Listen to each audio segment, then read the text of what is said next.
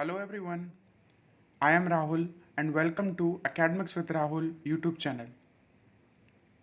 अगर आप चैनल पर पहली बार आए हो तो चैनल को सब्सक्राइब करें और बेल आइकन को प्रेस करिए ताकि इस तरह की यूजफुल वीडियोस मिलें आपको सबसे पहले। ये क्लास 8 सिविक्स चैप्टर 1 का पार्ट 3 है। अगर आपने पार्ट 1 और पार्ट 2 नहीं देखा है तो डिस्क्रिप्शन में उसकी लिंक है। इस चैप्टर के पार्ट 2 में हमने कॉन्स्टिट्यूशन के कुछ इम्पॉर्टेंट फीचर्स को डिस्कस किया था और इंडियन कॉन्स्टिट्यूशन के की फीचर्स को भी पढ़ा था। अब हम वो की फीचर्स को डिटेल में पढ़ने वाले हैं। Listed below are the key features of the Indian Constitution. While reading these, keep in mind the above mentioned concerns of diversity, unity, socio-economic reform, and representation that the authors of this document were grappling with. Try and understand the ways in which they tried to balance these concerns with their commitment to transforming independent India into a strong democratic society. नीचे Indian constitution के कुछ features listed हैं। इन्हें पढ़ते वक्त आपको ये मन में बात रखनी है, ध्यान में रखना है कि इंडिया की diversity, unity, socio economic reform और रिप्रेजेंटेशन को ध्यान में रखकर ही इस डॉक्यूमेंट को बनाया गया है। यानी जो लोग कॉन्स्टिट्यूशन को बना रहे थे उन लोगों को इंडिया की डाइवर्सिटी यानी उसकी वेरिएशन, हर चीज़ में वेरिएशन को, इंडिया की यूनिटी और उसके सामाजिक और आर्थिक रिफॉर्म को ध्यान में रखकर बनाना था।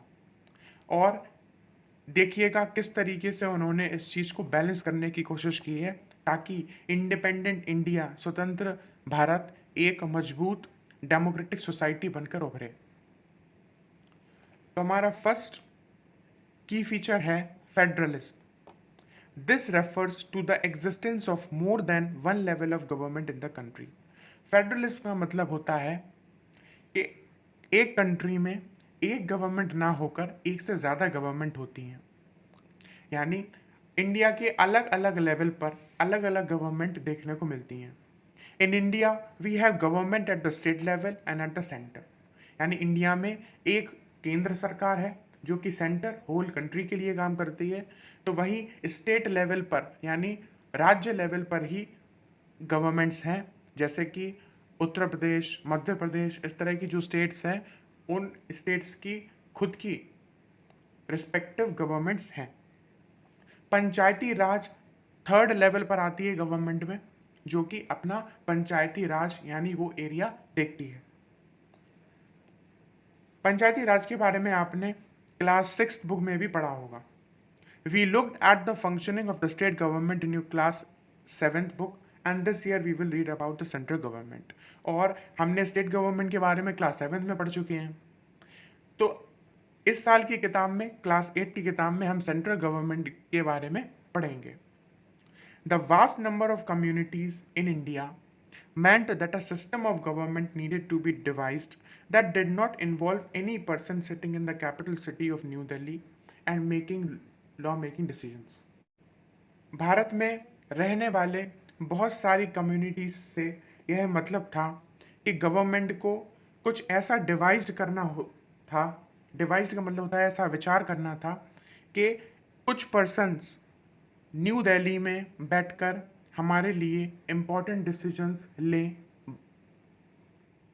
पर क्या इतना काफ़ी था कि कोई न्यू दिल्ली में बैठ के कुछ पर्सन्स पूरी कंट्री के लिए डिसीजंस ले पाते? Instead, it was important to have another level of government in the state so that decisions could be made for that particular area. बल्कि इम्पॉर्टेंट तो ये था कि गवर्नमेंट स्टेट लेवल पर भी हो, यानी राज्य लेवल पर भी हो, ताकि वो अपने रीजन के हिसाब से, अपने क्षेत्र के हिसाब से अपने डिसीजंस ले पाए। While each state in India enjoys autonomy in exercising powers on certain issues, subjects of nation concern require that all these states follow the laws of the central government. हमारी राज्य सरकारों को ये पूरी छूट है कि वो अपने पावर्स को इंडिपेंडेंटली इस्तेमाल करें। ऑटोनॉमी का मतलब होता है पर्सनल इंडिपेंडेंस, यानी उन्हें ये पर्सनल इंडिपेंडेंस है कि वो अपने डिसीजंस खुद ले सकते हैं, लेकिन इस बात को ध्यान में रखना होता है कि सेंट्रल गवर्नमेंट के लॉ को ध्यान में रखा जाए और उसे फॉलो किया जाए। The constitution contains list that detail the issues that each layer of government can make laws on. हमारे संविधान में ऐसी कई सारी लिस्टें हैं जिनमें वो इश्यूज मेंशन्ड हैं जो ईच लेवल ऑफ गवर्नमेंट यानी ईच टीयर पे गवर्नमेंट को जिस पर लॉ बनाना है।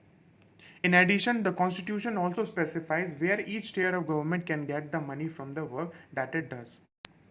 साथ ही कॉन्स्टिट्यूशन में ये भी स्पेसिफाइड किया गया है कि हर लेवल ऑफ गवर्नमेंट को जो भी काम करना है उस काम के लिए उसे पैसे कहाँ से मिलेंगे, यानी फंड कहाँ से मिलेगा। Under federalism the state are not merely agent of the federal government but draw their authority from the constitution as well. यानी फेडरलिज्म सिस्टम में जो स्टेट होते हैं वो सिर्फ फेडरल गवर्नमेंट की ही नहीं मानते, साथ ही उनका अथॉरिटी कौन होता है, संविधान। यानी संविधान को ध्यान में रखकर दोनों ही सरकारों को काम करना पड़ता है, चाहे वो स्टेट लेवल पर हो या सेंट्रल लेवल पर, यानी केंद्र लेवल पर या राज्य लेवल पर। All the persons in India are governed by laws and policies made by each of these levels of government. और सारे citizens जो भी इंडिया का पार्ट है उन सबको laws and policies को मानना पड़ता है जो कि ये गवर्नमेंट बनाती है। Parliamentary form of government, India में पार्लियामेंट्री फॉर्म ऑफ गवर्नमेंट है। The different tiers of government that you just read about consist of a representative who are elected by the people. अलग अलग लेवल की जो governments हैं उनमें representatives होते हैं। रिप्रेजेंटेटिव्स वो लोग होते हैं जो कि हम लोग इलेक्ट कर कर चुनते हैं अपने एरिया से और उन्हें हमारे इश्यूज़ को या हमारी इच्छाओं को पार्लियामेंट तक पहुंचाने के लिए इलेक्ट कर कर वहाँ पर भेजते हैं। Your class 8th book began with the story of Kanta who was standing in line to vote during an election. आपने क्लास 7th में अपनी बुक में ये भी पढ़ा था, कांता की स्टोरी पढ़ी थी जो कि इलेक्शन में वोट करने के लिए लाइन में खड़ी हुई थी। The constitution of India guarantees universal adult suffrage for all citizens.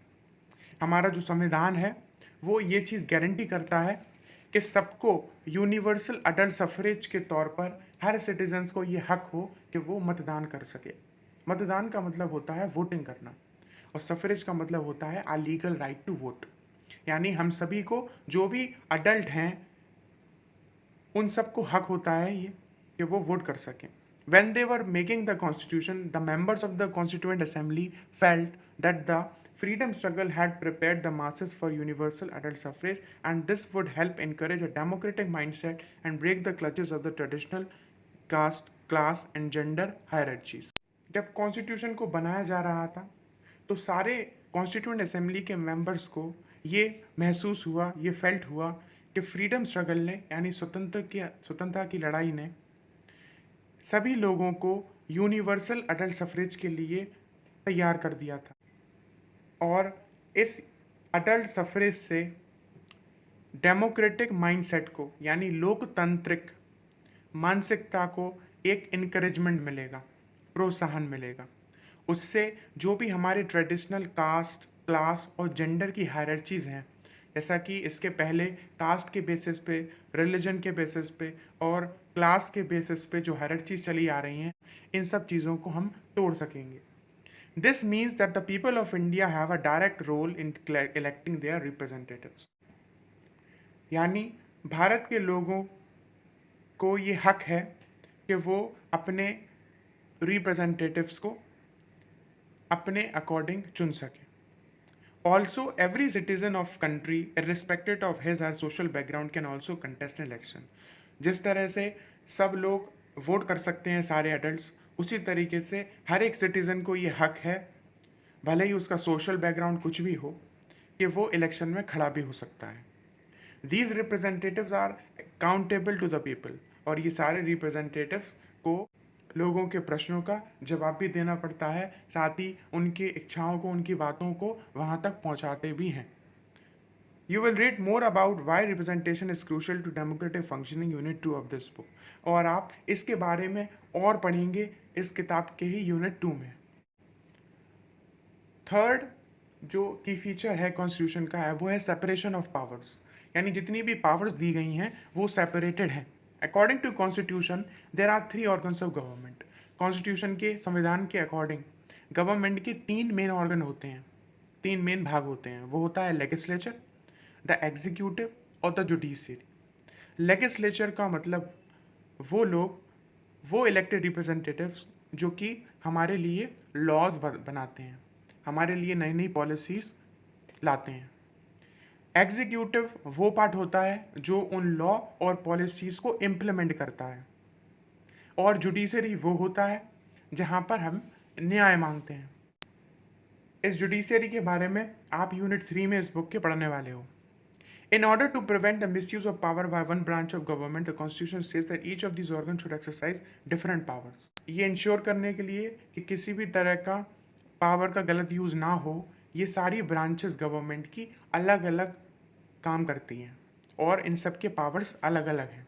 Through this each organ act as a check on the other government and this ensure the balance of power between all three. इस तरीके से हर एक organ दूसरे organ को check करता है कि वो ठीक से काम करे और इससे एक बैलेंस बना रहता है पावर्स के बीच में। फोर्थ की फीचर है फंडामेंटल राइट्स।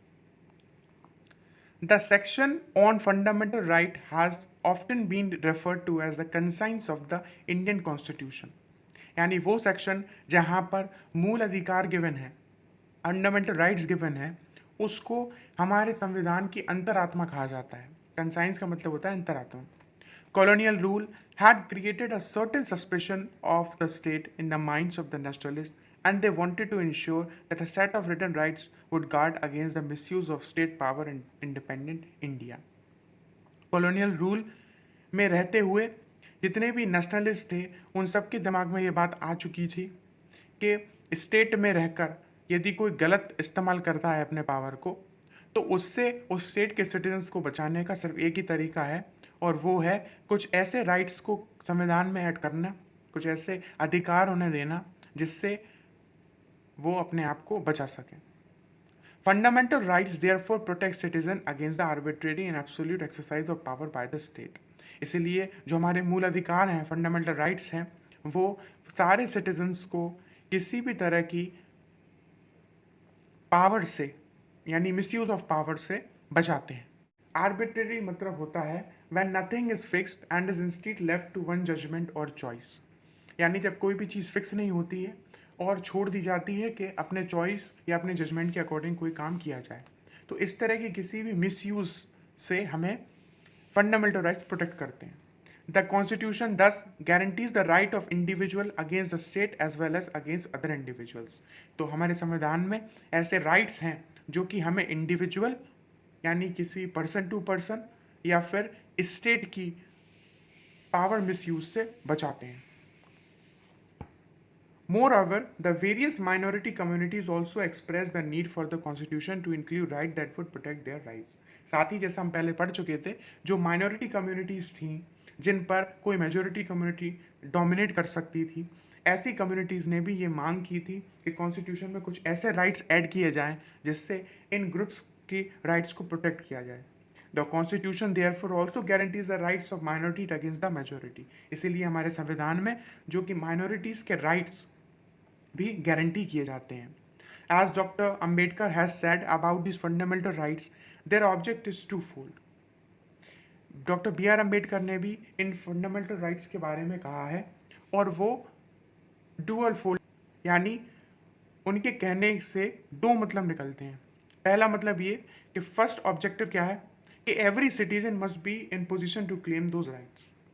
कि पहला तो ये कि किसी भी सिटीजन को ये हक होना चाहिए कि वो अपने राइट्स को क्लेम कर सके, मांग सके। And secondly, these right must be binding upon every authority that has got the power to make laws.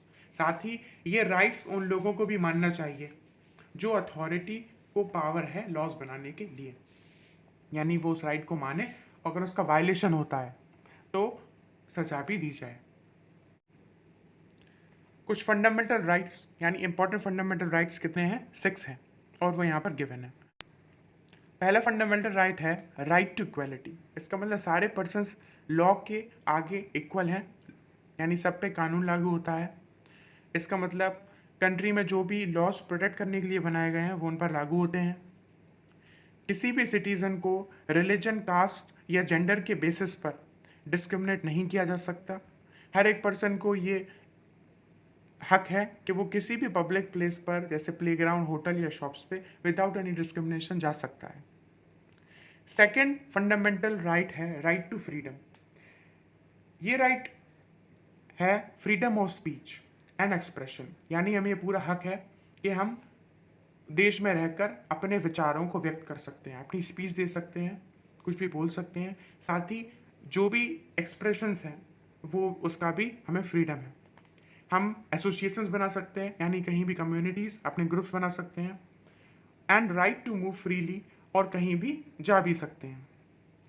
हम किसी भी कंट्री के किसी भी भाग में जाकर रह सकते हैं और कोई भी प्रोफेशन यानी कोई भी ऑक्यूपेशन कर सकते हैं, कोई भी बिजनेस कर सकते हैं। थर्ड फंडामेंटल राइट है right against exploitation. Exploitation, the constitution prohibits human trafficking, labour, force labour and employment of children under 14 years of age. Constitution इस बात की मनाही करता है, प्रोहिबिट करता है कि किसी भी तरह की ह्यूमन ट्रैफिकिंग ना हो, यानी इंसानों को गलत तरीके से प्रेशराइज करके उनका इस्तेमाल ना किया जाए, ना ही किसी को फोर्सफुली लेबर पे लगाया जाए, मजदूरी पे लगाया जाए, और किसी भी बच्चे को जो कि 14 साल से नीचे की एज का है उसको काम या मजदूरी का काम ना दिया जाए। यानी राइट अगेंस्ट एक्सप्लॉयटेशन में ये बताता है कि किसी भी ह्यूमन बीइंग का एक्सप्लॉयटेशन यानी उसका शोषण नहीं होना चाहिए। फोर्थ फंडामेंटल राइट है right to freedom of religion, यानी हमें इस कंट्री में रहकर ये पूरा इंडिपेंडेंस है, पूरा फ्रीडम है कि हम जो चाहें उस रिलीजन को फॉलो कर सकते हैं और अपने जो भी प्रैक्टिसेस हैं रिलीजन की वो भी कर सकते हैं।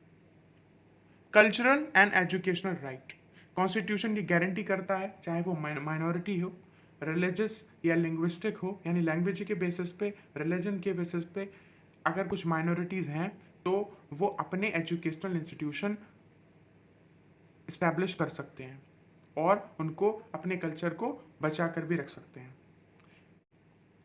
राइट टू कॉन्स्टिट्यूशनल रेमेडीज, इसका मतलब किसी भी सिटीजन को ये हक है कि अगर उससे ऐसा लगता है कि उसके फंडामेंटल राइट यानी मूल अधिकारों का हनन हुआ है, यानी मूल अधिकारों को वायलेट किया गया है, तो वो कोर्ट में जाकर न्याय मांग सकता है। In addition to fundamental rights, the Constitution also has a section called Directive Principles of State Policy. हमारे संविधान में मूल अधिकारों के अलावा एक और सेक्शन है जो है directive principles of state policy. This section was designed by the members of the constituent assembly to ensure greater social and economic reforms and to serve as a guide to the independent Indian state to institute laws and policies that help reduce the poverty of the masses.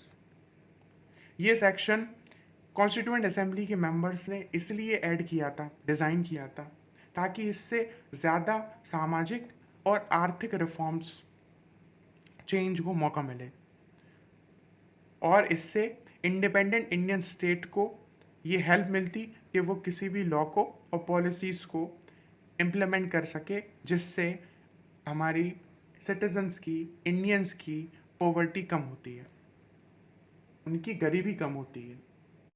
Fifth and the last की point, की feature is secularism. A secular state is one in which the state does not officially promote any religion as the state religion.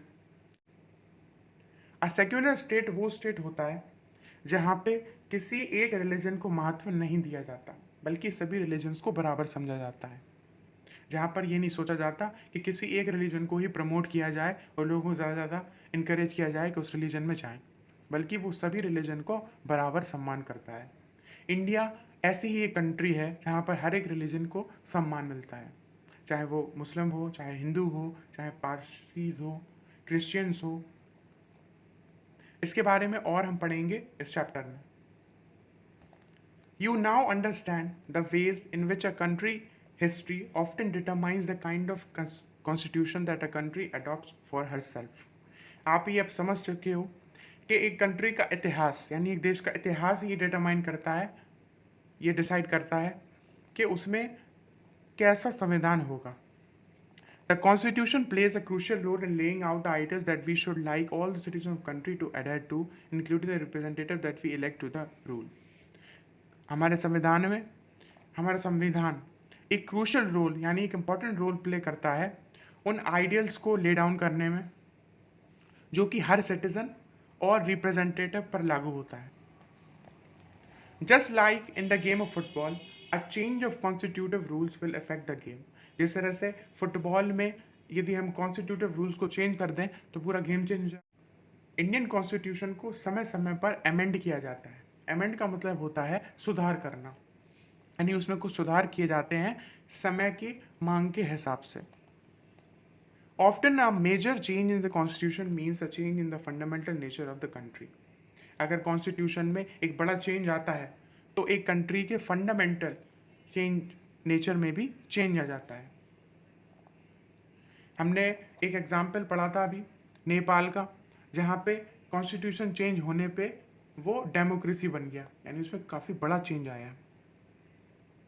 ये photos देख रहे हो, तो इस photos में constituent assembly के कुछ मेंबर्स 24 जनवरी 1950 को कॉन्स्टिट्यूशन के ही एक कॉपी पर साइन करते हुए देखेंगे।